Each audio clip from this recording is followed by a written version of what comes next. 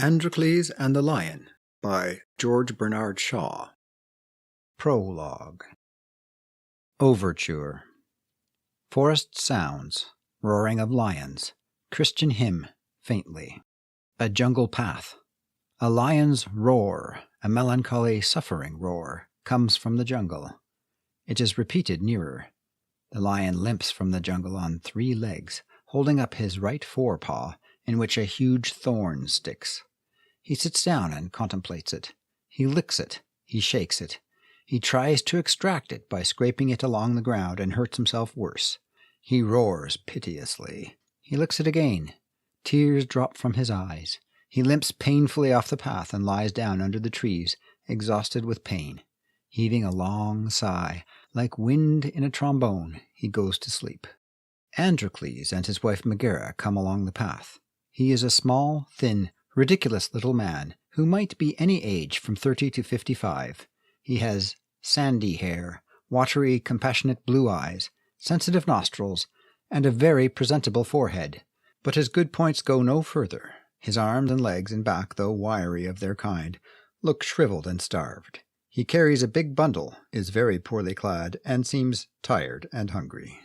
His wife is a rather handsome, pampered slattern, well fed and in the prime of life.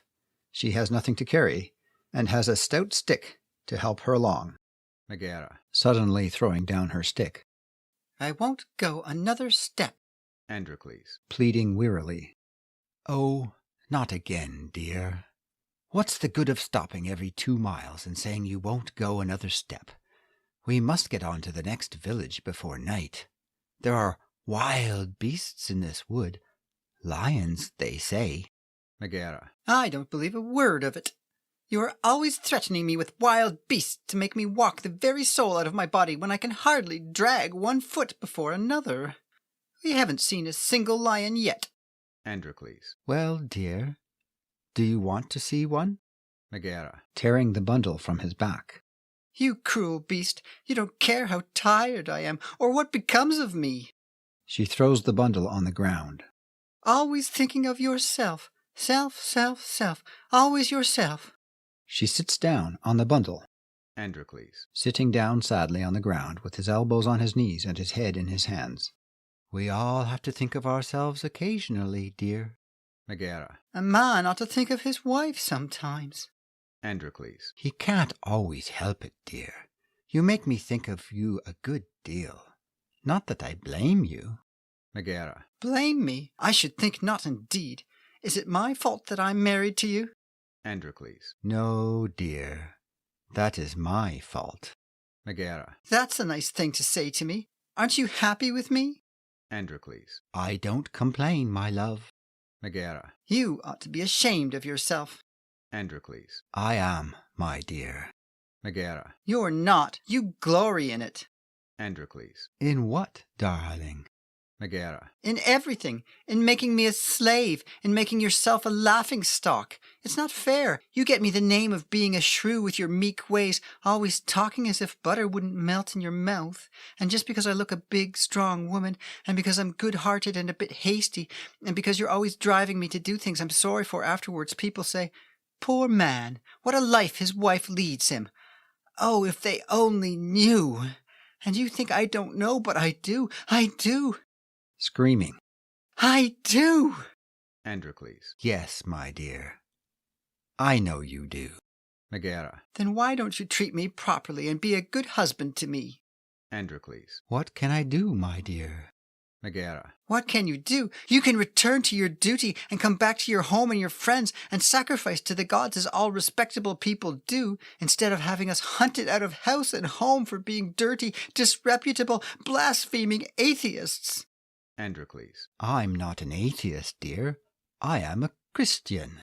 Megara. Well, isn't that the same thing, only 10 times worse?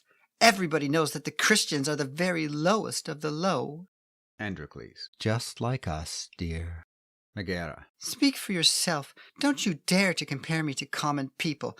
My father owned his own public house, and sorrowful was the day for me when you first came drinking in our bar. Androcles. I confess I was addicted to it, dear. But I gave it up when I became a Christian. Megara. You'd much better have remained a drunkard. I can forgive a man being addicted to drink. It's only natural, and I don't deny I like a drop myself sometimes. What I can't stand is your being addicted to Christianity. And what's worse again, you're being addicted to animals. How is any woman to keep her house clean when you bring in every stray cat and lost cur and lame duck in the whole countryside? You took the bread out of my mouth to feed them. You know you did. Don't attempt to deny it. Androcles. Only when they were hungry and you were getting too stout, dearie. Megara. Yes, insult me, do. Rising. Oh, I won't bear it another moment. You used to sit and talk to those dumb brute beasts for hours when you hadn't a word for me. Androcles. They never answered back, darling. He rises and again shoulders the bundle. Megara. Well, if you're fonder of animals than of your own wife, you can live with them here in the jungle. I've had enough of them and enough of you. I'm going back. I'm going home. Androcles. Barring the way back. No, dearie, don't take on like that. We can't go back. We've sold everything. We should starve. And I should be sent to Rome and thrown to the lions. Megara. Serve you right. I wish the lions joy of you. Screaming. Are you going to get out of my way and let me go home? Androcles. No, dear. Megara. Then I'll make my way through the forest, and when I'm eaten by the wild beasts, you'll know what a wife you've lost. She dashes into the jungle and nearly falls over the sleeping lion. Oh, Andy, Andy! She totters back and collapses into the arms of Androcles, who, crushed by her weight, falls on his bundle. Androcles. Extracting himself from beneath her and slapping her hands in great anxiety. What is it, my precious, my pet? What's the matter? He raises her head. Speechless with terror, she points in the direction of the sleeping lion. He steals cautiously towards the spot indicated by Megara. She rises with an effort and totters after him. Megara. No, Andy, you'll be killed. Come back. The lion utters a long, snoring sigh. Androcles sees the lion and recoils fainting into the arms of Megara, who falls back on the bundle. They roll apart and lie staring in terror at one another. The lion is heard groaning heavily in the jungle. Androcles. Whispering. Did you see a lion? Megara. Despairing. The gods have sent him to punish us because you're a Christian. Take me away, Andy. Save me. Androcles. Rising. Maggie, there's one chance for you. It'll take him pretty nigh 20 minutes to eat me. I'm rather stringy and tough, and you can escape in less time than that. Megara. Oh, don't talk about eating. The lion rises with a great groan and limps towards them. Oh! She faints. Androcles. Quaking, but keeping between the lion and Megara. Don't you come near my wife, do you hear? The lion groans. Androcles can hardly stand for trembling. Maggie, run. Run for your life. If I take my eye off him, it's all up. The lion holds up his wounded paw and flaps it piteously before Androcles. Oh, he's lame, poor old chap. He's got a thorn in his paw. A frightfully big thorn. Full of sympathy. Oh, poor old man. Did get an awful thorn in tootsums wootsums? Has it made too sick to eat a nice little Christian man for breakfast? Oh, a nice little Christian man will get thorn out for and then shall eat the nice Christian man and the nice Christian man's nice big tender wifey-pifey. The lion responds by moans of self-pity. Yes, yes, yes, yes, yes. Now. Taking the paw in his hand. Is not to bite and not to scratch, not even if it hurts a very, very little. Now make velvet paws. That's right. He pulls gingerly at the thorn. The lion, with an angry yell of pain, jerks back his paw so abruptly that Androcles is thrown on his back. Steady. Oh, did the nasty, cruel little Christian man hurt the sore paw? The lion moans assentingly, but apologetically. Well, one more little pull, and it will be all over. Just one little pull, and then will live happily ever after. He gives the thorn another pull. The lion roars and snaps his jaws with a terrifying clash. Oh, Mustn't frighten good kind doctor, affectionate nursey. That didn't hurt at all, not a bit. Just one more, just to show how the brave big lion can bear pain, not like the little cry-baby Christian man. Oops! The thorn comes out. The lion yells with pain and shakes his paw wildly. That's it. Holding up the thorn. Now it's out. Now lick paw to take away the nasty inflammation. See? He licks his own hand. The lion nods intelligently and licks his paw industriously. Clever little liony piony. Understands dear old friend Andy Wandy. The lion licks his face. Yes, kiss Andy Wandy. The lion, wagging his tail violently, rises on his hind legs and embraces Androcles, who makes a wry face and cries. Velvet paws, velvet paws. The lion draws in his claws. That's right. He embraces the lion, who finally takes the end of his tail in one paw, places that tight around Androcles' waist, resting it on his hip. Androcles takes the other paw in his hand, stretches out his arm, and the two waltz rapturously round and finally away through the jungle. Megara, who has revived during the waltz. Oh, you coward! You haven't danced with me for years, and now you go off dancing with a great brute beast that you haven't known for 10 minutes, and that wants to eat your own wife. Coward! Coward! Coward! She rushes off after them into the jungle. End of section 0. Act 1. Evening. The end of 3 converging roads to Rome. 3 triumphal arches span them where they debouch on a square at the gate of the city. Looking north through the arches, one can see the Campagna threaded by 3 long dusty tracks. On the east and west sides of the square are long stone benches. An old beggar sits on the east side of the square, his bowl at his feet. Through the eastern arch, a squad of Roman soldiers tramps along, escorting a batch of Christian prisoners of both sexes and all ages. Among them one Lavinia, a good-looking, resolute young woman, apparently of higher social standing than her fellow prisoners. A centurion, carrying his vinewood cudgel, trudges alongside the squad on its right, in command of it.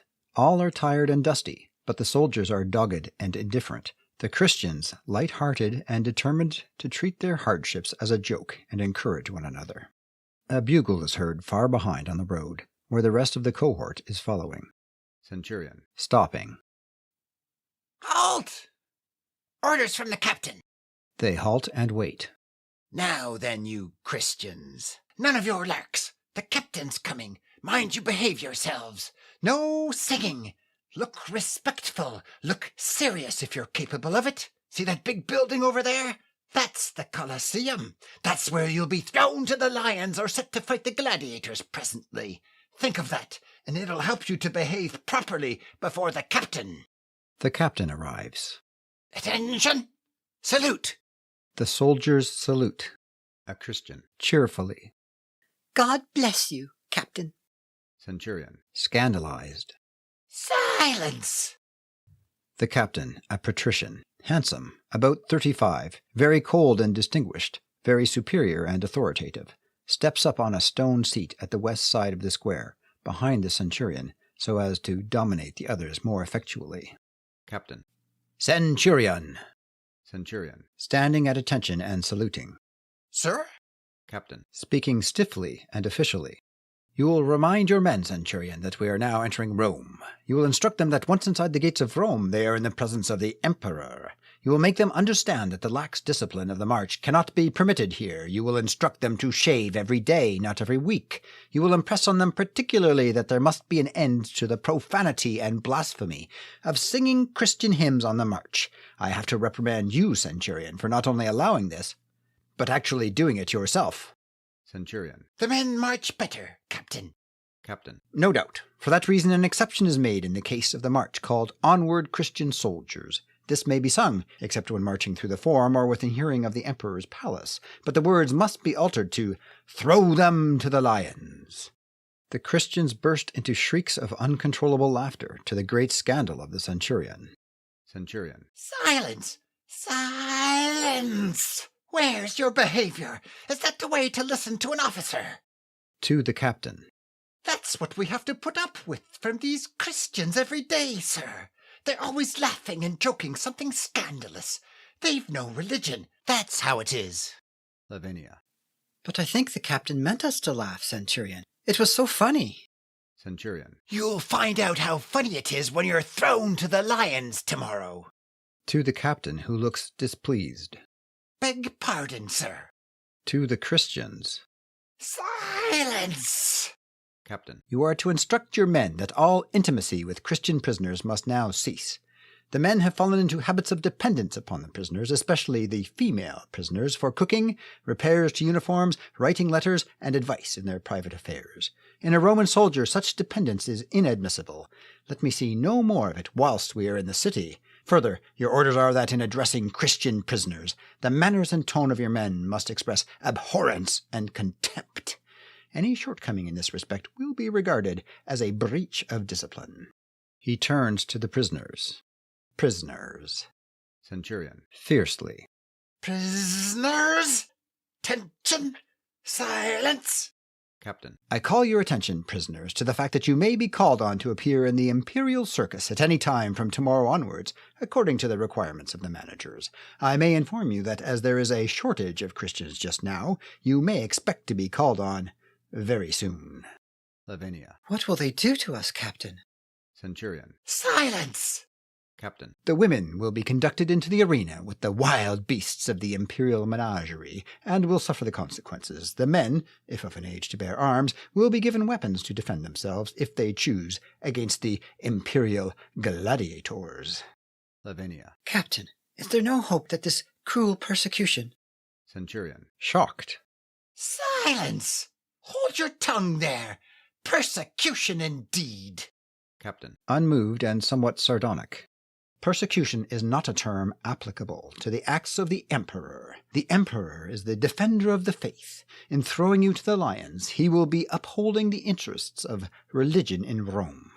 If you were to throw him to the lions, that would, no doubt, be persecution. The Christians again laugh heartily. Centurion. Horrified. Silence, I tell you! Keep silence there! Did anyone ever hear the like of this? Lavinia. Captain, there will be nobody to appreciate your jokes when we are gone. Captain. Unshaken in his official delivery. I call the attention of the female prisoner, Lavinia, to the fact that, as the emperor is a divine personage, her imputation of cruelty is not only treason, but sacrilege. I point out to her further that there is no foundation for the charge, as the emperor does not desire that any prisoner should suffer, nor can any Christian be harmed save through his or her own obstinacy. All that is necessary is to sacrifice to the gods, a simple and convenient ceremony effected by dropping a pinch of incense on the altar, after which the prisoner is at once set free. Under such circumstances you have only your own perverse folly to blame if you suffer. I suggest to you that if you cannot burn a morsel of incense as a matter of conviction, you might at least do so as a matter of good taste, to avoid shocking the religious convictions of your fellow citizens. I am aware that these considerations do not weigh with Christians, but it is my duty to call your attention to them, in order that you may have no ground for complaining of your treatment, or of accusing the emperor of cruelty, when he is showing you the most signal clemency. Looked at from this point of view, every Christian who has perished in the arena has really committed suicide. Lavinia. Captain, your jokes are too grim. Do not think it is easy for us to die. Our faith makes life far stronger and more wonderful in us than when we walked in darkness and had nothing to live for. Death is harder for us than for you. The martyr's agony is as bitter as his triumph is glorious. Captain. Rather troubled, addressing her personally and gravely. A martyr, Lavinia, is a fool. Your death will prove nothing. Lavinia. Then why kill me? Captain. I mean that truth, if there be any truth, needs no martyrs. Lavinia. No. But my faith, like your sword, needs testing. Can you test your sword except by staking your life on it? Captain. Suddenly resuming his official tone. I call the attention of the female prisoner to the fact that Christians are not allowed to draw the emperor's officers into arguments and put questions to them for which the military regulations provide no answer. The Christians titter. Lavinia. Captain, how can you? Captain. I call the female prisoner's attention specially to the fact that 4 comfortable homes have been offered her by officers of this regiment, of which she can have her choice the moment she chooses to sacrifice, as all well-bred Roman ladies do. I have no more to say to the prisoners. Centurion. Dismiss! But stay where you are. Captain. Centurion, you will remain here with your men in charge of the prisoners until the arrival of 3 Christian prisoners in the custody of a cohort of the 10th Legion. Among these prisoners you will particularly identify an armorer named Ferrovius, of dangerous character and great personal strength, and a Greek tailor reputed to be a sorcerer by name Androcles. You will add the 3 to your charge here and march them all to the Colosseum, where you will deliver them into the custody of the master of the gladiators and take his receipt, countersigned by the keeper of the beasts and the acting manager. You understand your instructions? Centurion. Yes, sir. Captain. Dismiss.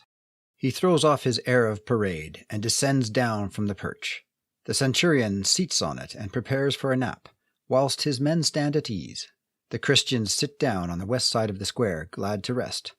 Lavinia alone remains standing to speak to the captain. Lavinia. Captain, is this man who is to join us the famous Ferrovius, who has made such wonderful conversions in the northern cities? Captain. Yes, we are warned that he has the strength of an elephant and the temper of a mad bull. Also that he is stark mad. Not a model Christian, it would seem. Lavinia. You need not fear him if he is a Christian, Captain. Captain. Coldly. I shall not fear him in any case, Lavinia. Lavinia. Her eyes dancing. How brave of you, Captain. Captain. You are right. It was a silly thing to say. In a lower tone, humane and urgent. Lavinia. Do Christians know how to love? Lavinia. Composedly. Yes, Captain. They love even their enemies. Captain. Is that easy? Lavinia. Very easy, Captain, when their enemies are as handsome as you. Captain. Lavinia, you are laughing at me. Lavinia. At you, Captain. Impossible. Captain. Then you are flirting with me, which is worse. Don't be foolish. Lavinia. But such a very handsome captain. Captain. Incorrigible. Urgently. Listen to me. The men in that audience tomorrow will be the vilest of voluptuaries, men in whom the only passion excited by a beautiful woman is a lust to see her tortured and torn shrieking limb from limb. It is a crime to dignify that passion. It is offering yourself for violation by the whole rabble of the streets and the riff-raff of the court at the same time. Why will you not choose rather a kindly love and an honourable alliance? Lavinia. They cannot violate my soul. I alone can do that by sacrificing to false gods. Captain. Sacrifice then to the true god. What does his name matter? We call him Jupiter. The Greeks call him Zeus. Call him what you will as you drop the incense on the altar flame. He will understand. Lavinia. No, I couldn't. That is the strange thing, Captain, that a little pinch of incense should make all that difference. Religion is such a great thing that when I meet really religious people, we are friends at once, no matter what name we give to the divine will that makes us and moves us. Oh, do you think that I, a woman, would quarrel with you for sacrificing to a woman god like Diana, if Diana meant to you what Christ means to me? No, we should kneel side by side before her altar, like 2 children. But when men who believe neither in my God nor in their own, men who do not know the meaning of the word religion, when these men drag me to the foot of an iron statue that has become the symbol of the terror and darkness through which they walk, of their cruelty and greed, of their hatred of God and their oppression of man, when they ask me to pledge my soul before the people that this hideous idol is God, and that all this wickedness and falsehood is divine truth, I cannot do it, not if they could put 1,000 cruel deaths on me. I tell you, it is physically impossible. Listen, Captain, did you ever try to catch a mouse in your hand? Once there was a dear little mouse that used to come and play on my table as I was reading. I wanted to take him in my hand and caress him, and sometimes he got among my books so that he could not escape me when I stretched out my hand. And I did stretch out my hand, but it always came back in spite of me. I was not afraid of him in my heart, but my hand refused. It is not in the nature of my hand to touch a mouse. Well, Captain, if I took a pinch of incense in my hand and stretched it out over the altar fire, my hand would come back. My body would be true to my faith, even if you could corrupt my mind. And all the time I should believe more in Diana than my persecutors have ever believed in anything. Can you understand that? Captain. Simply. Yes, I understand that. But my hand would not come back. The hand that holds the sword has been trained not to come back from anything but victory.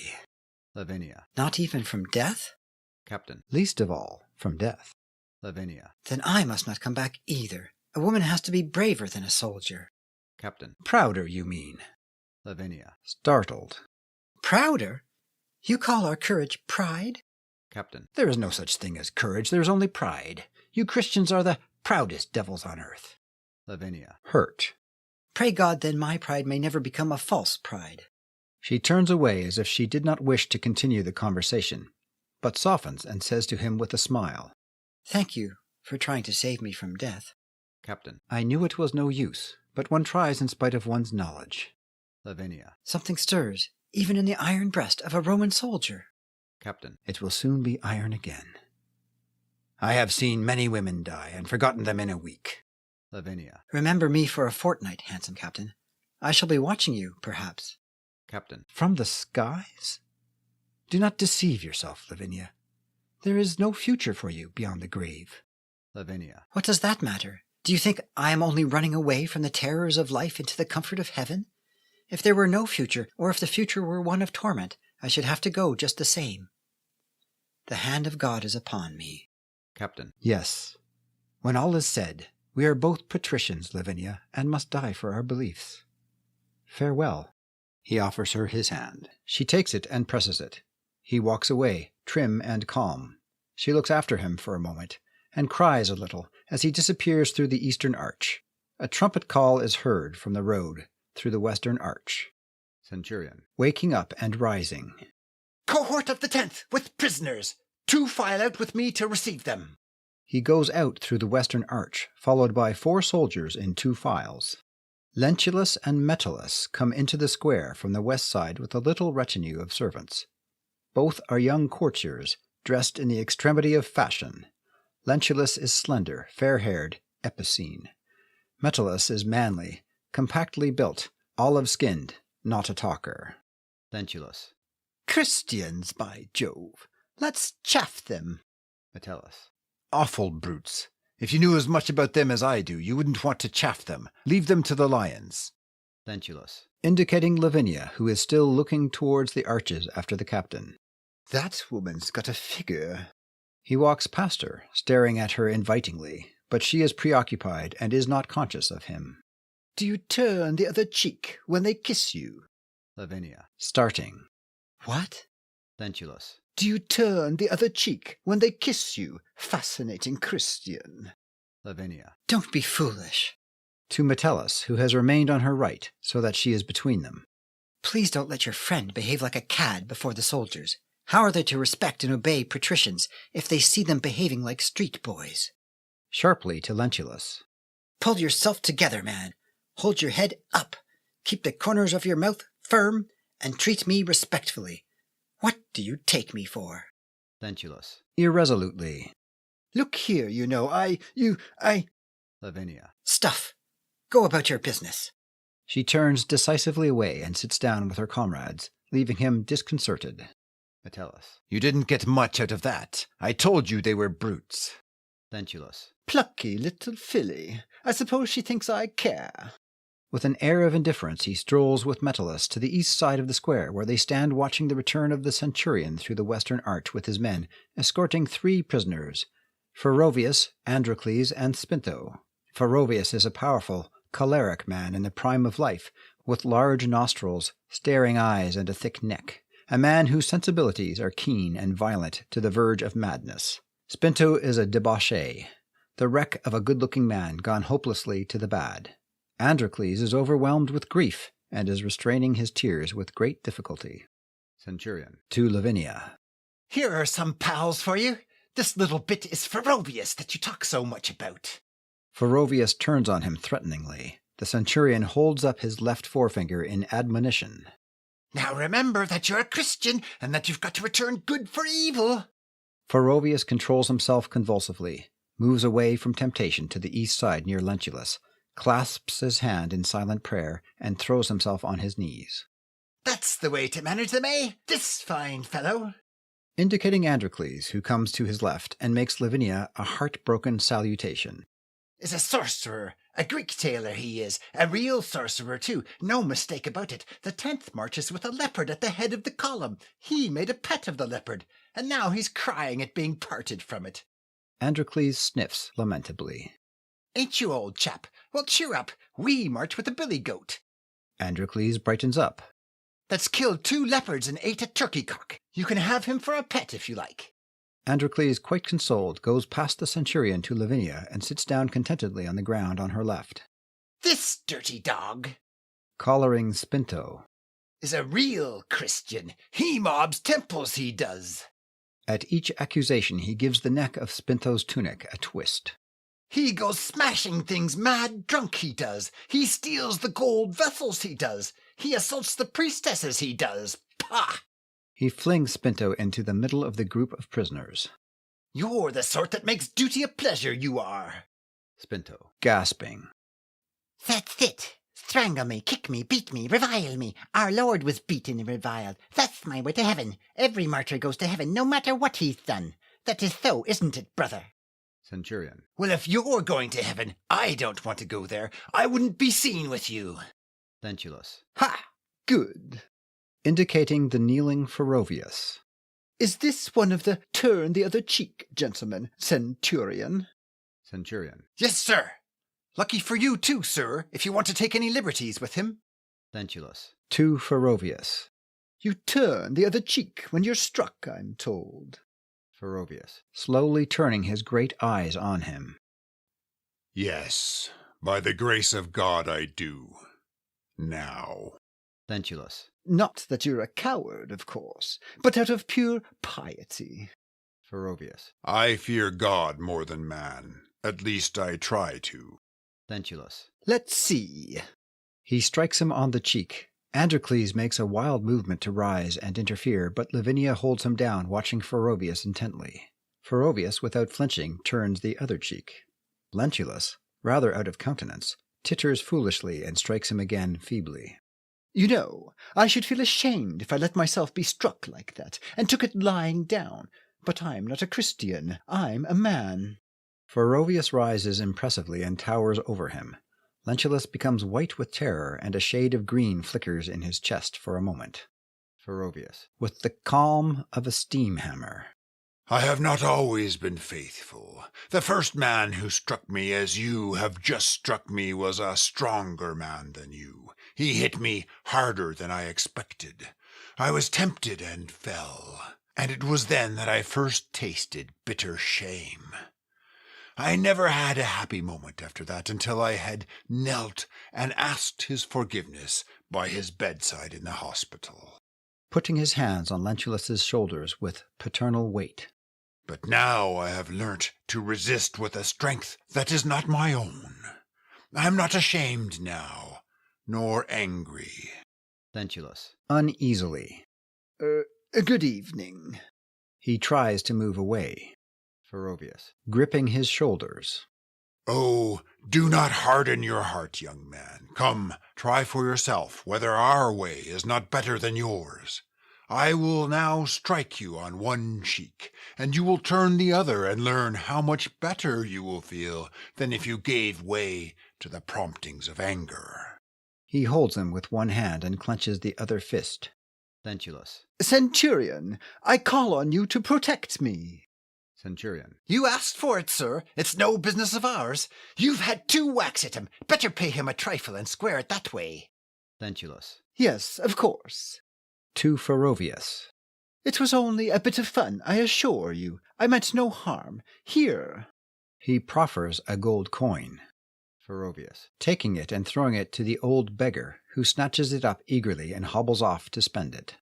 Give all thou hast to the poor. Come, friend, courage! I may hurt your body for a moment, but your soul will rejoice in the victory of the spirit over the flesh. He prepares to strike. Androcles. Easy, Ferovius, easy. You broke the last man's jaw. Lentulus, with a moan of terror, attempts to fly, but Ferovius holds him ruthlessly. Ferovius. Yes, but I saved his soul. What matters a broken jaw? Lentulus. Don't touch me! Do you hear? The law! Ferovius. The law will throw me to the lions tomorrow. What worse could it do were I to slay you? Pray for strength, and it shall be given to you. Lentulus. Let me go! Your religion forbids you to strike me! Ferovius. On the contrary, it commands me to strike you. How can you turn the other cheek if you are not first struck on the one cheek? Lentulus. Almost in tears. But I'm convinced already that what you said is quite right. I apologize for striking you. Ferovius. Greatly pleased. My son, have I softened your heart? Has the good seed fallen in a fruitful place? Are your feet turning towards a better path? Lentulus. Abjectly. Yes, there's a great deal in what you say. Ferovius. Radiant. Join us. Come to the lions. Come to suffering and death. Lentulus. Falling on his knees and bursting into tears. Oh, help me, mother, mother! Ferovius. These tears will water your soul and make it bring forth good fruit, my son. God has greatly blessed my efforts at conversion. Shall I tell you a miracle? Yes, a miracle wrought by me in Cappadocia. A young man, just such a one as you, with golden hair like yours, scoffed at and struck me as you scoffed at and struck me. I sat up all night with that youth, wrestling for his soul. And in the morning, not only was he a Christian, but his hair was as white as snow. Lentulus falls in a dead faint. There, take him away. The spirit has overwrought him, poor lad. Carry him gently to his house, and leave the rest to heaven. Centurion. Take him home. The servants, intimidated, hastily carry him out. Metellus is about to follow when Ferovius lays his hand on his shoulder. Ferovius. You are his friend, young man. You will see that he is taken safely home. Metellus. With awestruck civility. Certainly, sir. I shall do whatever you think best. Most happy to have made your acquaintance, I'm sure. You may depend on me. Good evening, sir. Ferovius. With unction. The blessing of heaven upon you and him. Metellus follows Lentulus. The centurion returns to his seat to resume his interrupted nap. The deepest awe has settled on the spectators. Ferovius, with a long sigh of happiness, goes to Lavinia and offers her his hand. Lavinia. Taking it. So that is how you convert people, Ferovius. Ferovius. Yes, there has been a blessing on my work in spite of my unworthiness and my backslidings. All through my wicked, devilish temper, this man... Androcles. Hastily. Don't slap me on the back, brother. She knows you mean me. Ferovius. How I wish I were weak like our brother here, for then I should perhaps be meek and gentle like him. And yet there seems to be a special providence that makes my trials less than his. I hear tales of the crowd scoffing and casting stones and reviling the brethren. But when I come, all this stops. My influence calms the passions of the mob. They listen to me in silence, and infidels are often converted by a straight heart-to-heart talk with me. Every day I feel happier, more confident. Every day lightens the load of the Great Terror. Lavinia. The Great Terror? What is that? Ferovius shakes his head and does not answer. He sits down beside her on her left and buries his face in his hands in gloomy meditation. Androcles. Well, you see, sister, he's never quite sure of himself. Suppose at the last moment in the arena, with the gladiators there to fight him, one of them was to say anything to annoy him. He might forget himself and lay that gladiator out. Lavinia. That would be splendid. Ferovius. Springing up in horror. What? Androcles. Oh, sister. Ferovius. Splendid to betray my master like Peter. Splendid to act like any common blackguard in the day of my proving. Woman, you are no Christian. He moves away from her to the middle of the square, as if her neighborhood contaminated him. Lavinia. Laughing. You know, Ferovius, I am not always a Christian. I don't think anybody is. There are moments when I forget all about it, and something comes out quite naturally, as it did then. Spinto. What does it matter? If you die in the arena, you'll be a martyr, and all martyrs go to heaven, no matter what they have done. That's so, isn't it, Ferovius? Ferovius. Yes, that is so, if we are faithful to the end. Lavinia. I'm not so sure. Spinto. Don't say that. That's blasphemy. Don't say that, I tell you. We will be saved no matter what we do. Lavinia. Perhaps you men will all go into heaven bravely and in triumph, with your heads erect and golden trumpets sounding for you. But I am sure I shall only be allowed to squeeze myself in through a little crack in the gate, after a great deal of begging. I am not good always. I have moments only. Spinto. You're talking nonsense, women. I tell you, martyrdom pays all scores. Androcles. Well, let us hope so, brother, for your sake. You've had a gay time, haven't you, with your raids on the temples? I can't help thinking that heaven will be very dull for a man of your temperament. Spinto snarls. Don't be angry. I say it only to console you in case you should die in bed tonight in the natural way. There's a lot of plague about. Spinto. Rising and running about in abject terror. I never thought of that. Oh, Lord, spare me to be martyred. Oh, what a thought to put into the mind of a brother. Oh, let me be martyred today, now. I shall die in the night and go to hell. You're a sorcerer. You've put death into my mind. Oh, curse you, curse you. He tries to seize Androcles by the throat, Ferovius. holding him in a grip of iron. What's this, brother? Anger? Violence? Raising your hand to a brother Christian? Spinto. It's easy for you. You're strong. Your nerves are all right, but I'm full of disease. Ferovius takes his hand from him with instinctive disgust. I've drunk all my nerves away. I shall have the horrors all night. Androcles. Sympathetic. Oh, don't take on so, brother. We're all sinners. Spinto. Sniveling, trying to feel consoled. Yes, I dare say if the truth were known, you're all as bad as I am. Lavinia. Contemptuously. Does that comfort you? Ferovius. Sternly. Pray, man, pray. Spinto. What's the good of praying? If we're martyred, we shall go to heaven, shan't we, whether we pray or not? Ferovius. What's that? Not pray? Seizing him again. Pray this instant, you dog, you rotten hound, you slimy snake, you beastly goat, or... Spinto. Yes, beat me, kick me. I forgive you, mind that. Ferovius. Spurning him with loathing. Yeah. Spinto reels away and falls in front of Ferovius, Androcles. reaching out and catching the skirt of Ferovius's tunic. Dear brother, if you wouldn't mind, just for my sake. Ferovius. Well? Androcles. Don't call him by the names of the animals. We've no right to. I've had such friends in dogs. A pet snake is the best of company. I was nursed on goat's milk. Is it fair to them to call the like of him a dog or a snake or a goat? Ferovius. I only meant that they have no souls. Androcles. Anxiously protesting. Oh, believe me, they have. Just the same as you and me. I really don't think I could consent to go to heaven if I thought there were to be no animals there. Think of what they suffer here.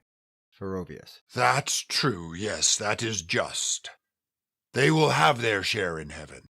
Spinto. Who has picked himself up and is sneaking past Ferovius on his left, sneers derisively, Ferovius. turning on him fiercely, What's that you say? Spinto. cornering, Nothing. Ferovius. clenching his fist. Do animals go to heaven or not? Spinto. I never said they didn't. Ferovius. Implacable. Do they or do they not? Spinto. They do. Scrambling out of Ferovius's reach. Oh, curse you for frightening me. A bugle call is heard. Centurion. Waking up. Tension! Form as before. Now then, prisoners, up with you and trot along spry. The soldiers fall in. The Christians rise. A man with an ox goad comes running through the central arch. Ox driver. Here, you soldiers, clear out of the way for the Emperor. Centurion. Emperor? Where's the emperor? You ain't the emperor, are you? Ox driver. It's the menagerie service. My team of oxen is drawing the new lion to the Colosseum. You clear the road. Centurion. What? Go in after your dust with half the town at the heels of you and your lion? Not likely. We go first. Ox driver. The menagerie service is the Emperor's personal retinue. You clear out, I tell you.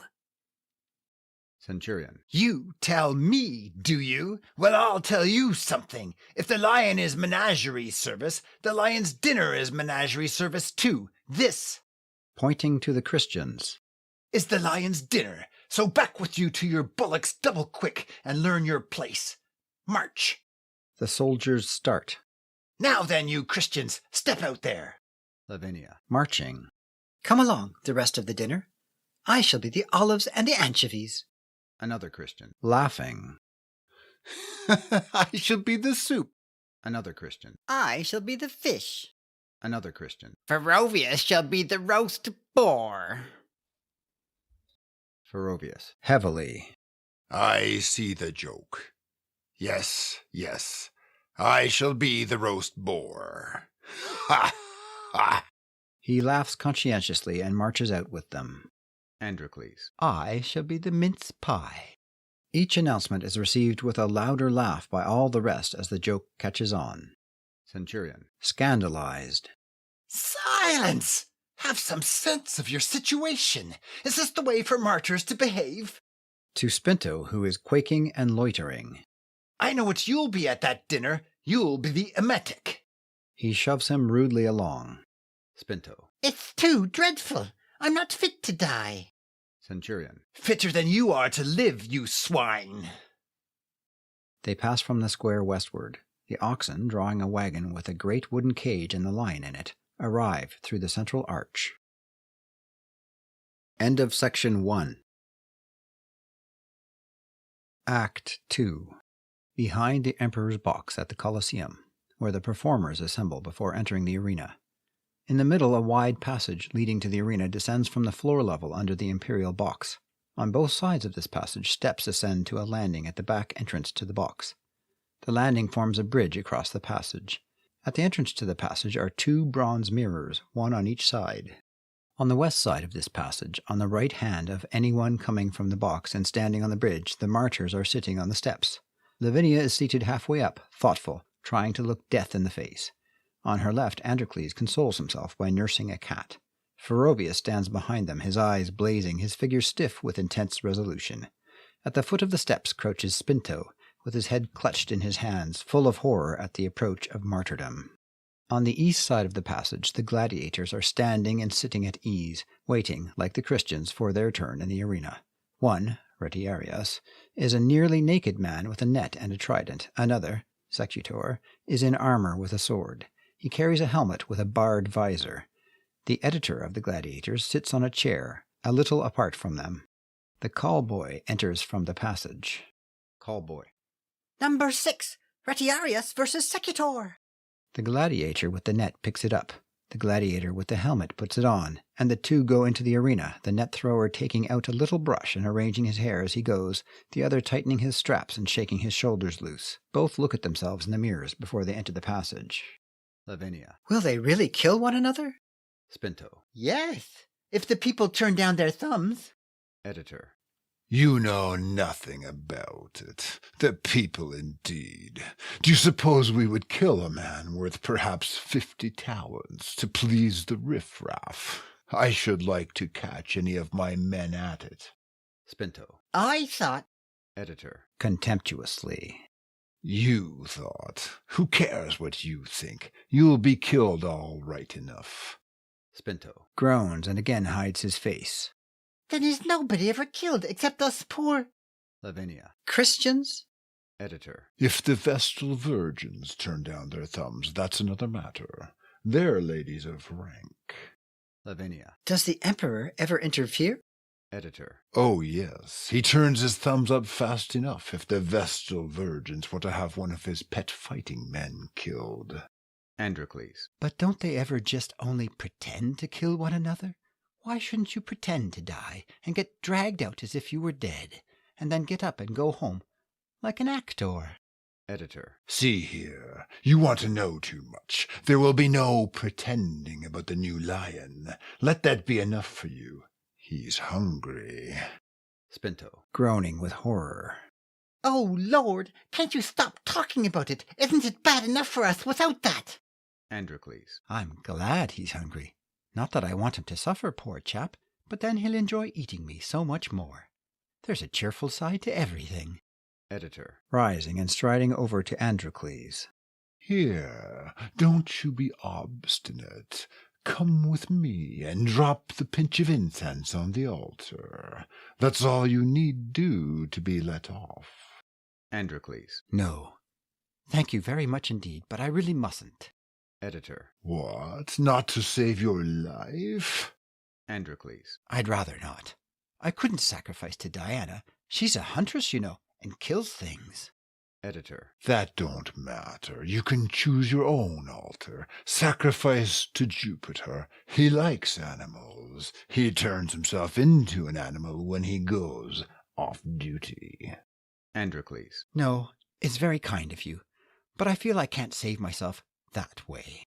Editor. But I don't ask you to do it to save yourself. I ask you to do it to oblige me personally. Androcles. Scrambling up in the greatest agitation. Oh, please don't say that. That is dreadful. You mean so kindly by me that it seems quite horrible to disoblige you. If you could arrange for me to sacrifice when there's nobody looking, I shouldn't mind. But I must go into the arena with the rest. My honor, you know. Editor. Honor. The honor of a tailor. Androcles. Apologetically. Well, perhaps honor is too strong an expression. Still, you know, I couldn't allow the tailors to get a bad name through me. Editor. How much will you remember of all that when you smell the beast's breath and see his jaws opening to tear out your throat? Spinto. Rising with a yell of terror. I can't bear it. Where's the altar? I'll sacrifice. Ferrovius. Dog of an apostate, Iscariot. Spinto. I'll repent afterwards. I fully mean to die in the arena. I'll die a martyr and go to heaven, but not this time, not now, not until my nerves are better. Besides, I'm too young. I want to have just one more good time. The gladiators laugh at him. Oh, will no one tell me where the altar is? He dashes into the passage and vanishes. Androcles. To the editor, pointing after Spinto. Brother, I can't do that. Not even to oblige you. Don't ask me. Editor. Well, if you're determined to die, I can't help you. But I wouldn't be put off by a swine like that. Ferrovius. Peace, peace. Tempt him not. Get thee behind him, Satan. Editor. Flushing with rage. For 2 pins, I'd take a turn in the arena myself today, and pay you out for daring to talk to me like that. Ferrovius springs forward. Lavinia. Rising quickly and interposing. Brother, you forget. Ferrovius. Curbing himself by a mighty effort. Oh, my temper, my wicked temper. To the editor, as Lavinia sits down again, reassured. Forgive me, brother. My heart was full of wrath. I should have been thinking of your dear, precious soul. Editor. Yeah. He turns his back on Ferrovius contemptuously and goes back to his seat. Ferrovius. Continuing. And I forgot it all. I thought of nothing but offering to fight you with one hand tied behind me. Editor. Turning pugnaciously. What? Ferrovius. On the border between zeal and ferocity. Oh, don't give way to pride and wrath, brother. I could do it so easily. I could... They are separated by the menagerie keeper, who rushes in from the passage, furious. Keeper. Here's a nice business. Who let that Christian out of here down to the dens when we were changing the lion into the cage next to the arena? Editor. Nobody let him. He let himself. Keeper. Well, the lions ate him. Consternation. The Christians rise, greatly agitated. The gladiators sit callously, but are highly amused. All speak or cry out or laugh at once. Tumult. Lavinia. Oh, poor wretch. Ferrovius. The apostate has perished. Praise be to God's justice. Androcles. The poor beast was starving. It couldn't help itself. Christians. What? Ate him? How frightful! How terrible! Without a moment to repent. God be merciful to him, a sinner. Oh, I can't bear to think of it. In the midst of his sin. Horrible! Horrible! Editor. Serve the rotter right. Gladiators. Just walked into it, he did. He's martyred all right enough. Good old lion. Old Jock doesn't like that. Look at his face. Devil a better. The Emperor will laugh when he hears of it. I can't help smiling. Ha, ha, ha. Keeper. Now his appetite's taken off. He won't as much as look at another Christian for a week. Androcles. Couldn't you have saved him, brother? Keeper. Saved him from a lion that had just got mad with hunger, a wild one that came out of the forest not 4 weeks ago. He bolted him before you could say Balbus. Lavinia. Sitting down again. Poor Spinto, and it won't even count as martyrdom. Keeper. Serve him right. What call had he to walk down the throat of one of my lions before he was asked? Androcles. Perhaps the lion won't eat me now. Keeper. Yes, that's just like a Christian. Think only of yourself. What am I to do? What am I to say to the Emperor when he sees one of my lions coming into the arena half asleep?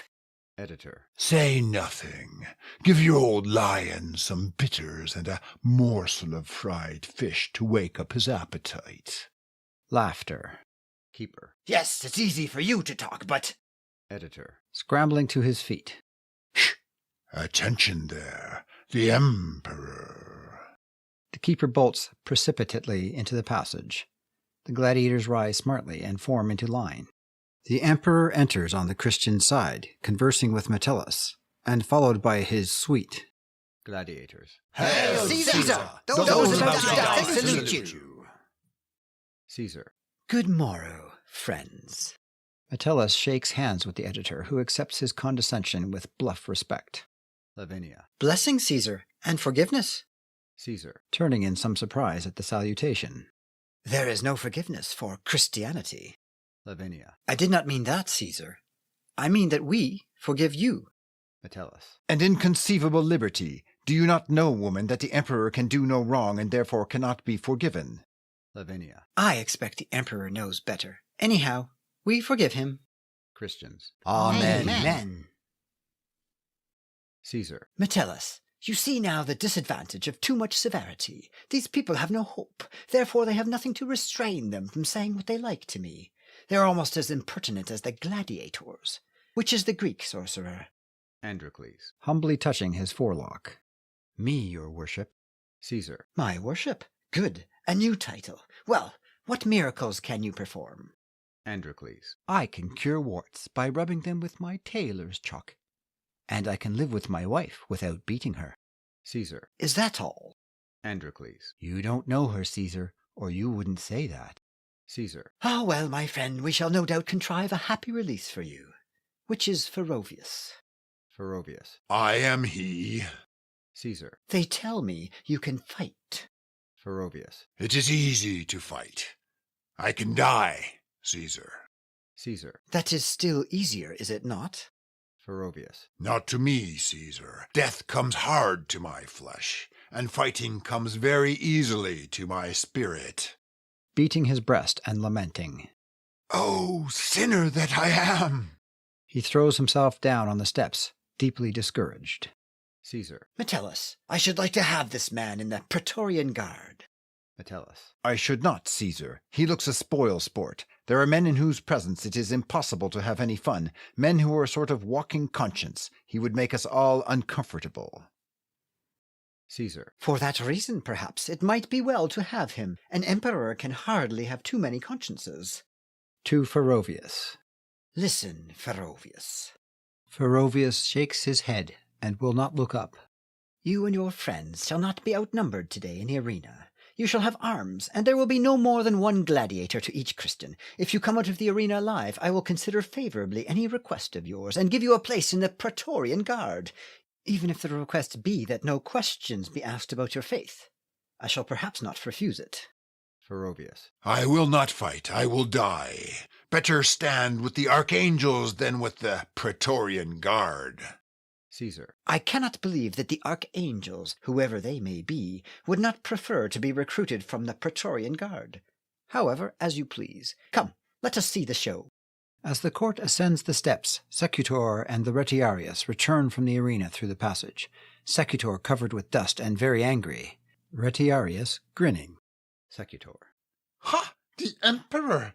Now we shall see. Caesar, I ask you whether it is fair for the Retiarius, instead of making a fair throw of his net at me, to swish it along the ground and throw the dust in my eyes, and then catch me when I'm blinded.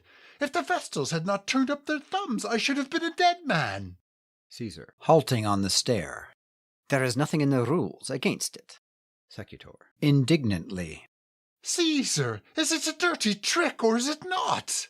Caesar. It is a dusty one, my friend. Obsequious laughter. Be on your guard next time. Secutor. Let him be on his guard. Next time I'll throw my sword at his heels and strangle him with his own net before he can hop off. To Retiarius. You see if I don't. He goes out past the gladiators, sulky and furious. Caesar. To the chuckling Retiarius. These tricks are not wise, my friend. The audience likes to see a dead man in all his beauty and splendor. If you smudge his face and spoil his armor, they will show their displeasure by not letting you kill him. And when your turn comes, they will remember it against you and turn their thumbs down. Retiarius.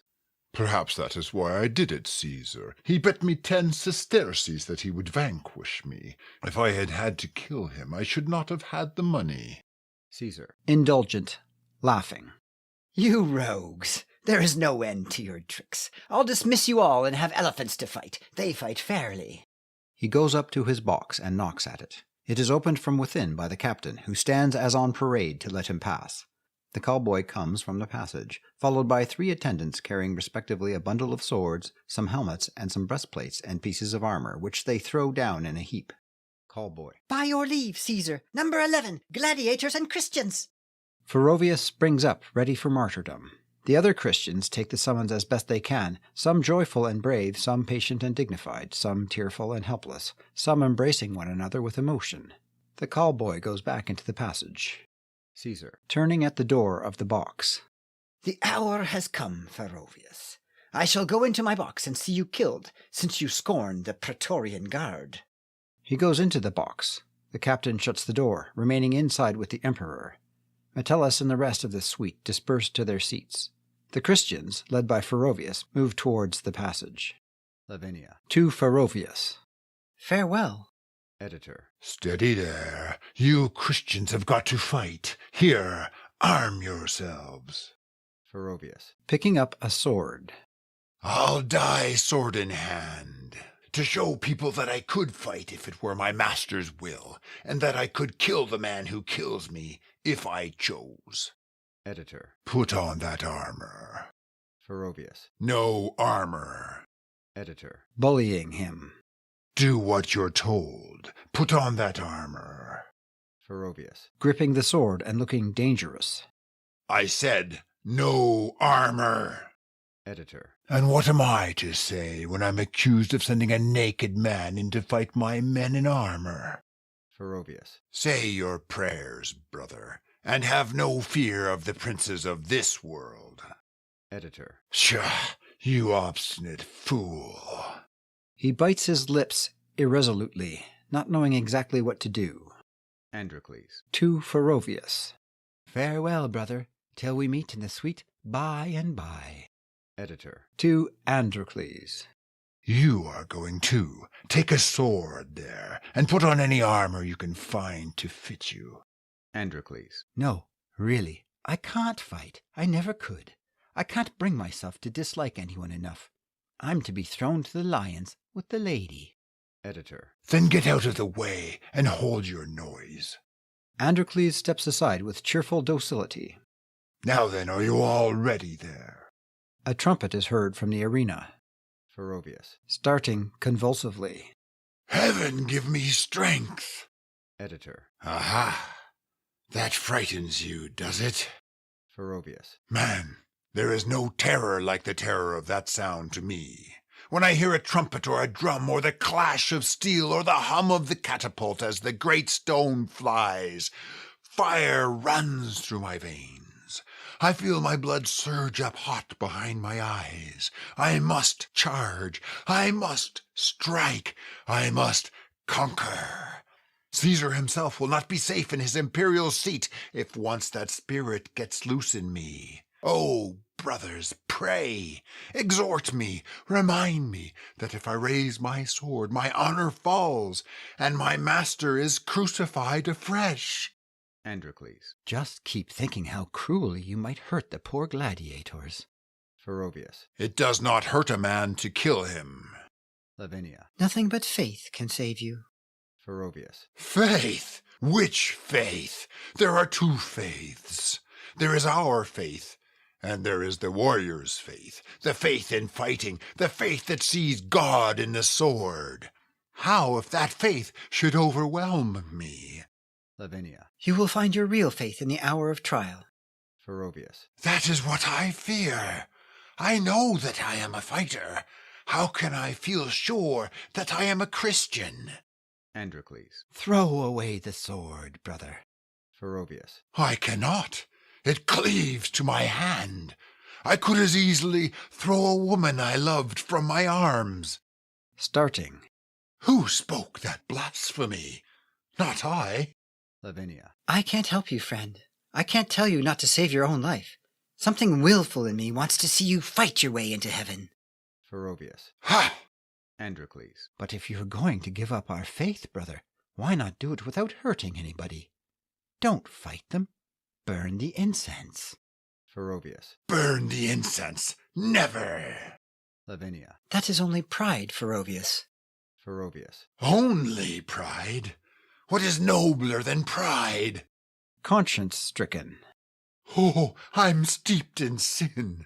I'm proud of my pride. Lavinia. They say we Christians are the proudest devils on earth, that only the weak are meek. Oh, I am worse than you. I ought to send you to death, and I am tempting you. Androcles. Brother, brother, let them rage and kill. Let us be brave and suffer. You must go as a lamb to the slaughter. Ferrovius. Aye, that is right. Not as a lamb is slain by the butcher, but as a butcher might let himself be slain by a Looking at the editor. silly ram whose head he could fetch off in one twist. Before the editor can retort, the callboy rushes up through the passage, and the captain comes from the emperor's box and descends the steps. Callboy. In with you into the arena. The stage is waiting. Captain. The emperor is waiting. To the editor. What are you dreaming of, man? Send your men in at once. Editor. Yes, sir. It's these Christians hanging back. Ferrovius. In a voice of thunder. Liar! Editor. Not heeding him. March! The gladiators, told off to fight with the Christians, march down the passage. Follow up there, you. Christian men and women. As they part. Be steadfast, brother. Farewell. Hold up the faith, brother. Farewell. Go to glory, dearest. Farewell. Remember, we are praying for you.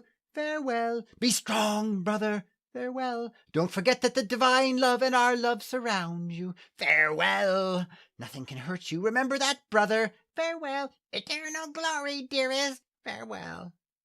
Editor. Out of patience. Shove them in there. The remaining gladiators and the callboy make a movement towards them. Ferrovius. Interposing. Touch them, dogs, and we die here, and cheat the heathen of their spectacle. To his fellow Christians. Brothers, the great moment has come. That passage is your hill to Calvary. Mount it bravely, but meekly. And remember, not a word of reproach, not a blow, nor a struggle. Go. They go out through the passage. He turns to Lavinia. Farewell. Lavinia. You forget. I must follow before you are cold. Ferrovius. It is true. Do not envy me, because I pass before you to glory. He goes through the passage. Editor. To the callboy. Sickening work, this. Why can't they all be thrown to the lions? It's not a man's job. He throws himself moodily into his chair. The remaining gladiators go back to their former places indifferently. The callboy shrugs his shoulders and squats down at the entrance to the passage near the editor. Lavinia and the Christian women sit down again, wrung with grief, some weeping silently, some praying, some calm and steadfast. Androcles sits down at Lavinia's feet. The captain stands on the stairs, watching her curiously. Androcles. I'm glad I haven't to fight. That would really be an awful martyrdom. I am lucky. Lavinia, looking at him with a pang of remorse. Androcles, burn the incense. You'll be forgiven. Let my death atone for both. I feel as if I were killing you. Androcles. Don't think of me, sister. Think of yourself. That will keep your heart up. Captain. The captain laughs sardonically. Lavinia. Startled, she had forgotten his presence. Are you there, handsome captain? Have you come to see me die? Captain. Coming to her side. I am on duty with the Emperor, Lavinia. Lavinia. Is it part of your duty to laugh at us? Captain. No, that is part of my private pleasure. Your friend here is a humorist. I laughed at his telling you to think of yourself to keep up your heart. I say, think of yourself and burn the incense. Lavinia. He is not a humorist. He was right. You ought to know that, Captain.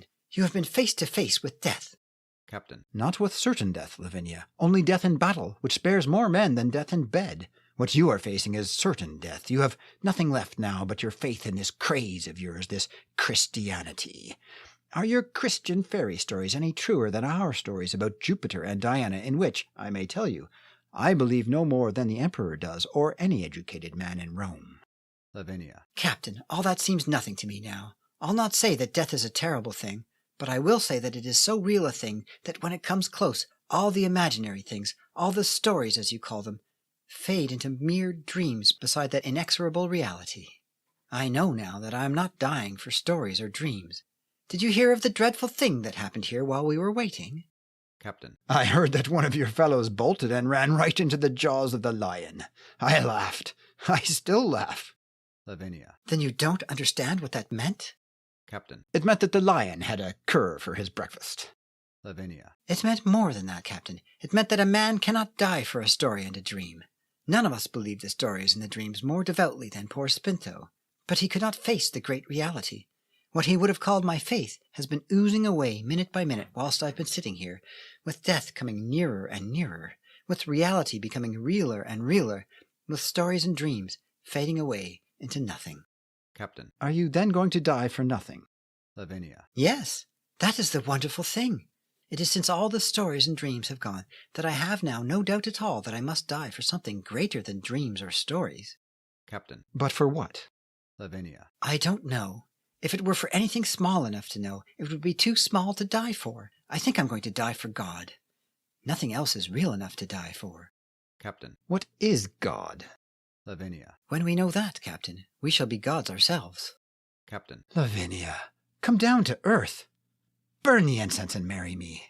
Lavinia. Handsome Captain, would you marry me if I hauled down the flag in the day of battle and burnt the incense? Sons take after their mothers, you know. Do you want your son to be a coward? Captain. Strongly moved. By great Diana, I think I would strangle you if you gave in now. Lavinia. Putting her hand on the head of Androcles. The hand of God is on us three, Captain.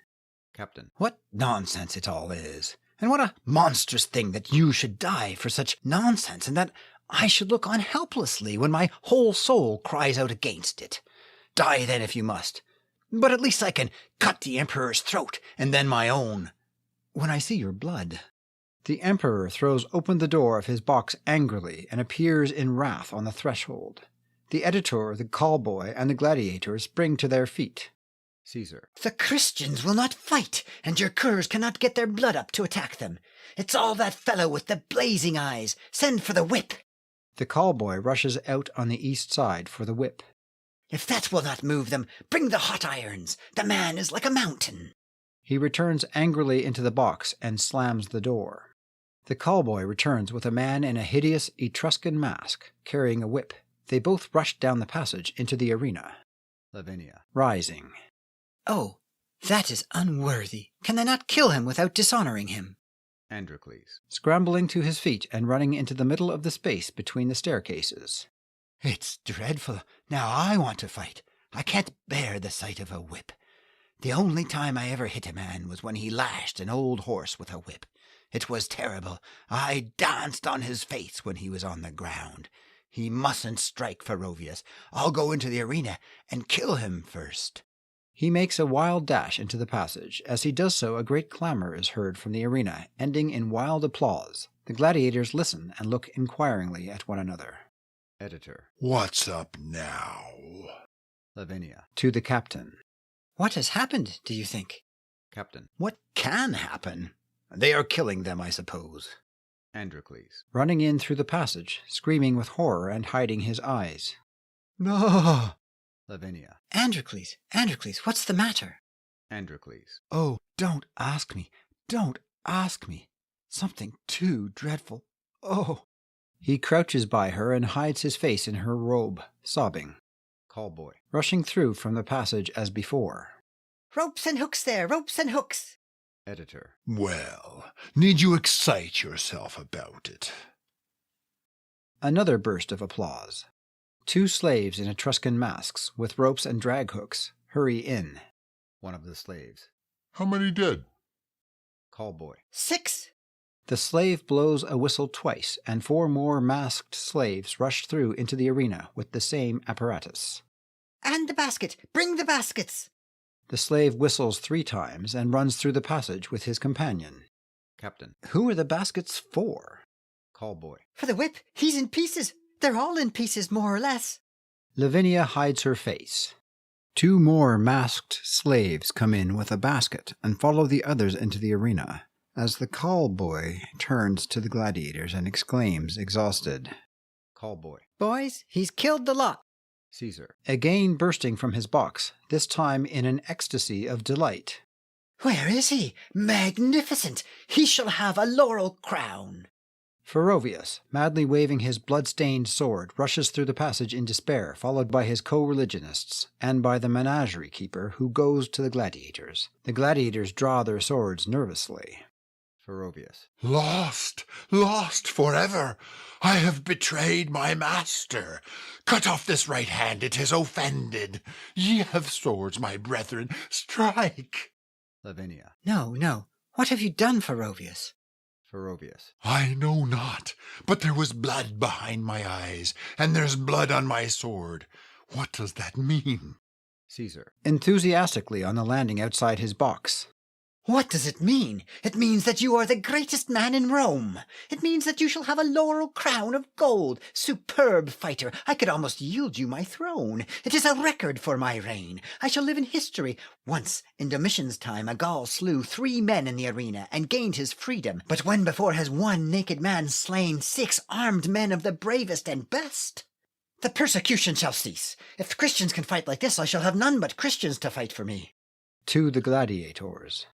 You are ordered to become Christians, you there. Do you hear? Retiarius. It is all one to us, Caesar. Had I been there with my net, the story would have been different. Captain. Suddenly seizing Lavinia by the wrist and dragging her up the steps to the emperor. Caesar, this woman is the sister of Ferovius. If she is thrown to the lions, he will fret. He will lose weight, get out of condition. Caesar. The lions? Nonsense. To Lavinia. Madam, I am proud to have the honor of making your acquaintance. Your brother is the glory of Rome. Lavinia. But my friends here, must they die? Caesar. Die? Certainly not. There has never been the slightest idea of harming them. Ladies and gentlemen, you are all free. Pray go into the front of the house and enjoy the spectacle to which your brother has so splendidly contributed. Captain, oblige me by conducting them to the seats reserved for my personal friends. Keeper. Caesar, I must have one Christian for the lion. The people have been promised it, and they will tear the decorations to bits if they are disappointed. Caesar. True. We must have somebody for the new lion. Ferovius. Throw me to him. Let the apostate perish. Caesar. No. You would tear him in pieces, my friend, and we cannot afford to throw away lions as if they were mere slaves. But we must have somebody. This is really extremely awkward. Keeper. Why not that little Greek chap? He's not a Christian, he's a sorcerer. Caesar. The very thing. He will do very well. Callboy. Issuing from the passage. Number 12, the Christian for the new lion. Androcles. Rising and pulling himself sadly together. Well, it was to be, after all. Lavinia. I'll go in his place, Caesar. Ask the captain whether they do not like best to see a woman torn to pieces. He told me so yesterday. Caesar. There is something in that. There is certainly something in that. If only I could feel sure that your brother would not fret. Androcles. No, I should never have another happy hour. No, on the faith of a Christian and the honor of a tailor, I accept the lot that has fallen on me. If my wife turns up, give her my love, and say that my wish was that she should be happy with her next poor fellow. Caesar, go to your box and see how a tailor can die. Make way for number 12 there. He marches out along the passage. The vast audience in the amphitheatre now sees the emperor re-enter his box and take his place as Androcles, desperately frightened, but still marching with piteous devotion, emerges from the other end of the passage and finds himself at the focus of thousands of eager eyes. The lion's cage with a heavy portcullis grating is on his left. The emperor gives a signal. A gong sounds. Androcles shivers at the sound, then falls on his knees and prays. The grating rises with a clash. The lion bounds into the arena. He rushes round, frisking in his freedom. He sees Androcles. He stops, rises stiffly by straightening his legs, stretches out his nose forward and his tail in a horizontal line behind like a pointer, and utters an appalling roar. Androcles crouches and hides his face in his hands. The lion gathers himself for a spring, swishing his tail to and fro through the dust in an ecstasy of anticipation. Androcles throws up his hands in supplication to heaven. The lion checks at the sight of Androcles' face. He then steals towards him, smells him, arches his back, purrs like a motor car, finally rubs himself against Androcles, knocking him over. Androcles, supporting himself on his wrist, looks affrightedly at the lion.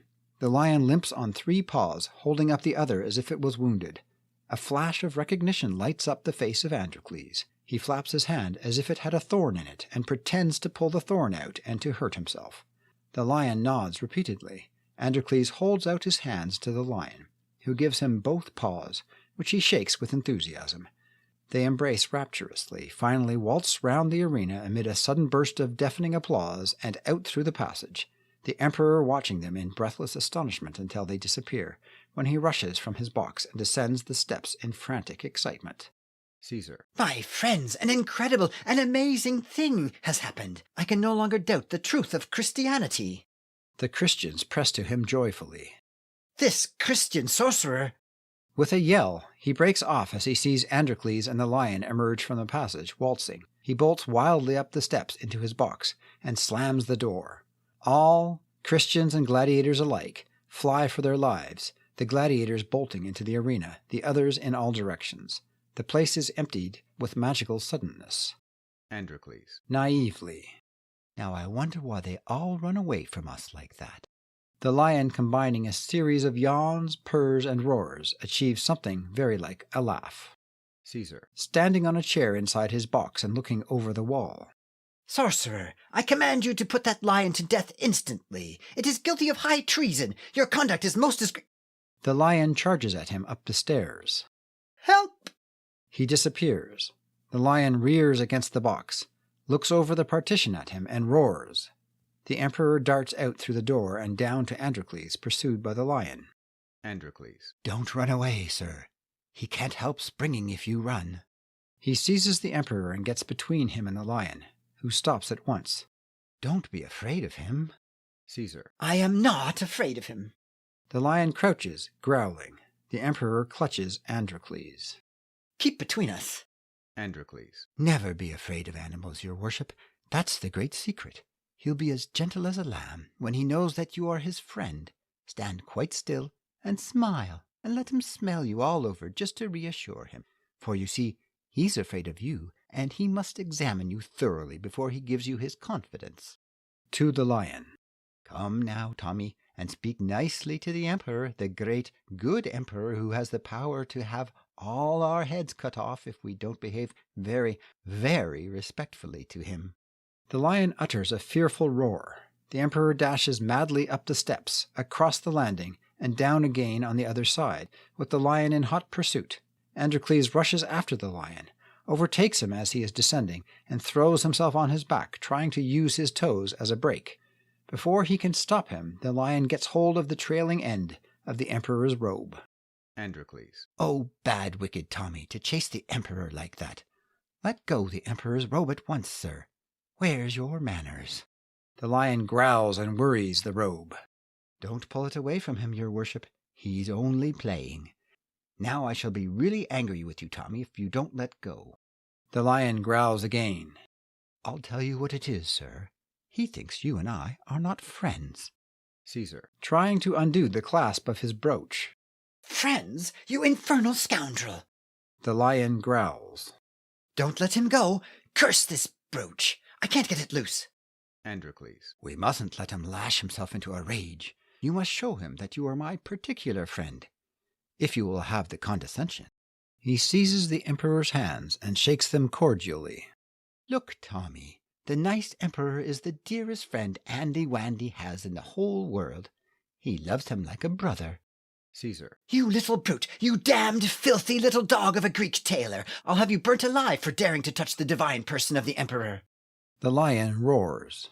Androcles. "Oh, don't talk like that, sir. He understands every word you say. All animals do. They take it from the tone of your voice." The lion growls and lashes his tail. "I think he's going to spring at your worship. If you wouldn't mind saying something affectionate." The lion roars, Caesar. shaking Androcles' hands frantically. "My dearest Mr. Androcles, my sweetest friend, my long-lost brother, come to my arms." He embraces Androcles. "Oh, what an abominable smell of garlic!" The lion lets go the robe and rolls over on his back, clasping his forepaws over one another coquettishly above his nose. Androcles. "There. You see, your worship, a child might play with him now. See?" He tickles the lion's belly. The lion wriggles ecstatically. "Come and pet him." Caesar. "I must conquer these unkingly terrors. Mind you don't go away from him, though." He pats the lion's chest. Androcles. "Oh, sir, how few men would have the courage to do that." Caesar. "Yes, it takes a bit of nerve. Let us invite the court in and frighten them. Is he safe, do you think?" Androcles. "Quite safe now, sir." Caesar. Majestically. "What ho there! All who are within hearing, return without fear. Caesar has tamed the lion." All the fugitives steal cautiously in. The menagerie keeper comes from the passage, with the other keepers armed with iron bars and tridents. "Take those things away. I have subdued the beast." He places his foot on it, Ferrovius. timidly approaching the emperor and looking down with awe on the lion. It is strange that I, who fear no man, should fear a lion. Captain. Every man fears something, Ferrovius. Caesar. "How about the Praetorian Guard now?" Ferrovius. In my youth I worshipped Mars, the god of war. I turned from him to serve the Christian god. But today the Christian god forsook me, and Mars overcame me and took back his own. The Christian god is not yet. He will come when Mars and I are dust. But meanwhile I must serve the gods that are, not the god that will be. Until then, I accept service in the guard, Caesar." Caesar. "Very wisely said. All really sensible men agree that the prudent course is to be neither bigoted in our attachment to the old, nor rash and unpractical in keeping an open mind for the new, but to make the best of both dispensations." Captain. What do you say, Lavinia? Will you, too, be prudent? Lavinia. On the stair. "No. I'll strive for the coming of the god who is not yet." Captain. May I come and argue with you occasionally? Lavinia. "Yes, handsome captain, you may." He kisses her hands. Caesar. "And now, my friends, though I do not, as you see, fear this lion, yet the strain of his presence is considerable, for none of us can feel quite sure what he will do next." Keeper. "Caesar, give us this Greek sorcerer to be a slave in the menagerie. He has a way with the beasts." Androcles. Distressed. Not if they are in cages. They should not be kept in cages. They must all be let out. Caesar. I give this sorcerer to be a slave to the first man who lays hands on him. The menagerie keepers and the gladiators rush for Androcles. The lion starts up and faces them. They surge back. You see how magnanimous we Romans are, Androcles. We suffer you to go in peace. Androcles. I thank your worship. I thank you all, ladies and gentlemen. Come, Tommy. Whilst we stand together, no cage for you, no slavery for me. He goes out with the lion, everybody crowding away to give him as wide a berth as possible. End of section 2. Unnamed Appendix. In this play I have represented one of the Roman persecutions of the early Christians not as the conflict of a false theology with a true, but as what all such persecutions essentially are, an attempt to suppress a propaganda that seemed to threaten the interests involved in the established law and order, organized and maintained in the name of religion and justice by politicians who are pure opportunist have-and-holders.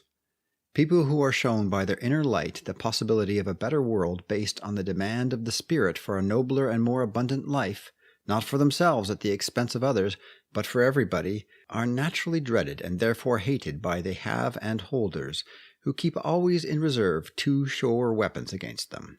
The first is a persecution effected by the provocation, organization, and arming of that herd instinct which makes men abhor all departures from custom, and, by the most cruel punishments and the wildest calumnies, force eccentric people to behave and profess exactly as other people do. The second is by leading the herd to war, which immediately and infallibly makes them forget everything, even their most cherished and hard-won public liberties and private interests, in the irresistible surge of their pugnacity and the tense preoccupation of their terror. There is no reason to believe that there was anything more in the Roman persecutions than this. The attitude of the Roman emperor and the officers of his staff towards the opinions at issue were much the same as those of a modern British Home Secretary towards members of the lower middle classes when some pious policeman charges them with bad taste, technically called blasphemy. Bad taste being a violation of good taste, which in such matters practically means hypocrisy. The Home Secretary and the judges who try the case are usually far more skeptical and blasphemous than the poor men whom they persecute, and their professions of horror at the blunt utterance of their own opinions are revolting to those behind the scenes who have any genuine religious sensibility. But the thing is done because the governing classes, provided only the law against blasphemy is not applied to themselves, strongly approve of such persecution because it enables them to represent their own privileges as part of the religion of the country. Therefore my martyrs are the martyrs of all time, and my persecutors the persecutors of all time. My emperor, who has no sense of the value of common people's lives, and amuses himself with killing as carelessly as with sparing, is the sort of monster you can make of any silly clever gentleman by idolizing him. We are still so easily imposed on by such idols that one of the leading pastors of the free churches in London denounced my play on the ground that my persecuting emperor is a very fine fellow, and the persecuted Christians ridiculous. From which I conclude that a popular pulpit may be as perilous to a man's soul as an imperial throne. All my articulate Christians, the reader will notice, have different enthusiasms, which they accept as the same religion only because it involves them in a common opposition to the official religion and consequently in a common doom. Androcles is a humanitarian naturalist whose views surprise everybody.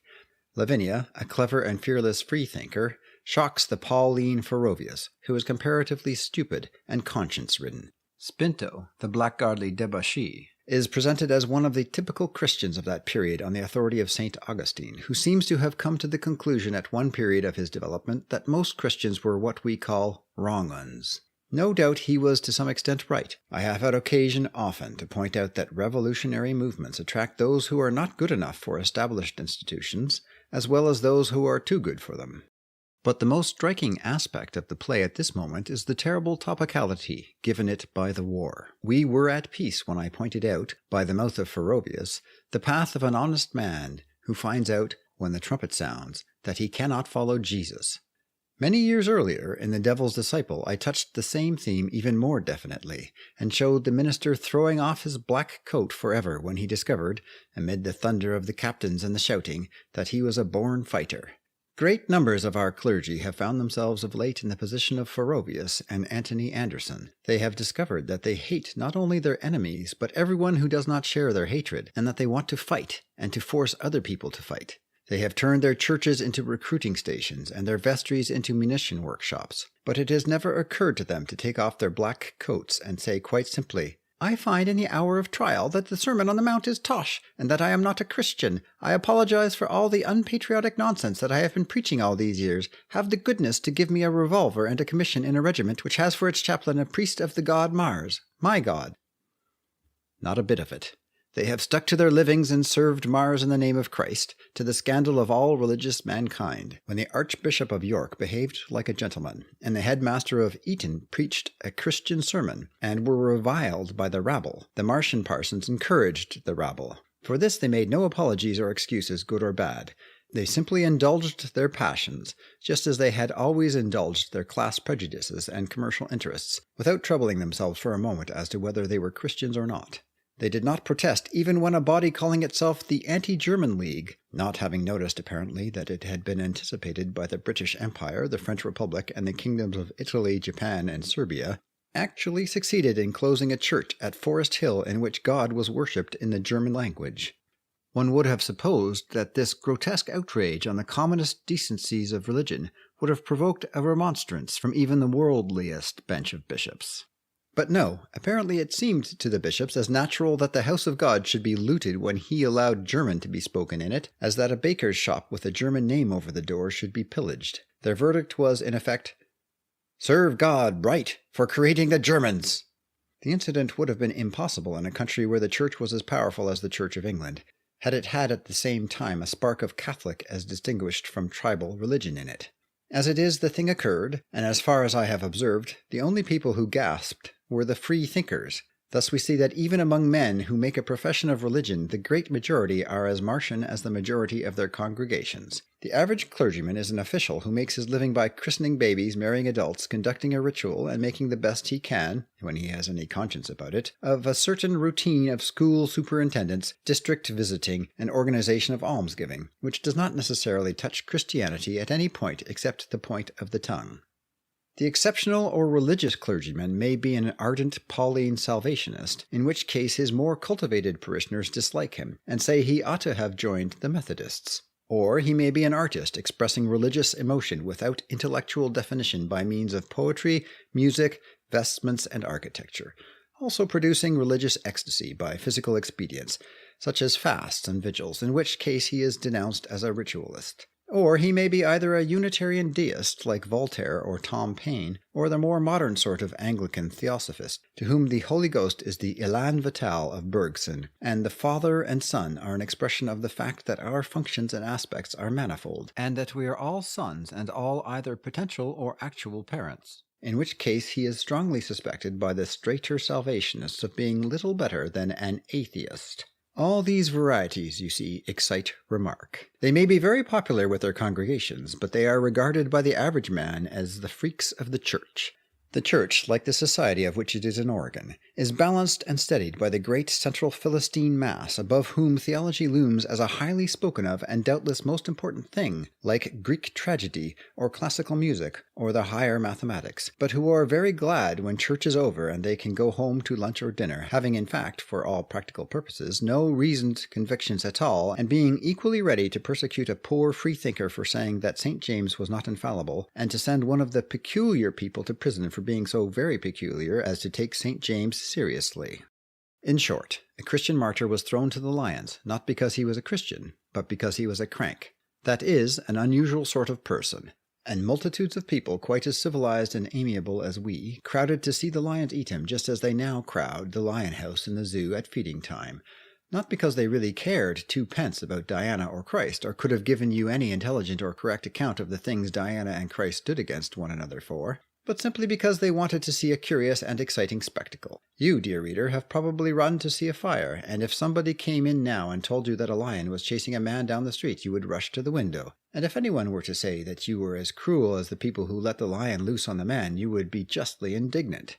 Now that we may no longer see a man hanged, we assemble outside the jail to see the black flag run up. That is our duller method of enjoying ourselves in the old Roman spirit. And if the government decided to throw persons of unpopular or eccentric views to the lions in the Albert Hall or the Earl's Court Stadium tomorrow, can you doubt that all the seats would be crammed mostly by people who could not give you the most superficial account of the views in question? Much less unlikely things have happened. It is true that if such a revival does take place soon, the martyrs will not be members of heretical religious sects. They will be peculiars, anti-vivisectionists, flat earth men, scoffers at the laboratories, or infidels who refuse to kneel down when a procession of doctors goes by. But the lions will hurt them just as much, and the spectators will enjoy themselves just as much as the Roman lions and spectators used to do. It was currently reported in the Berlin newspapers that when Androcles was first performed in Berlin, the Crown Prince rose and left the house, unable to endure the, I hope, very clear and fair exposition of autocratic imperialism given by the Roman captain to his Christian prisoners. No English imperialist was intelligent and earnest enough to do the same in London. If the report is correct, I can confirm the logic of the Crown Prince, and I'm glad to find myself so well understood. But I can assure him that the empire which served for my model when I wrote Androcles was, as he is now finding to his cost, much nearer my home than the German one. End of section 3. End of Androcles and the Lion by George Bernard Shaw.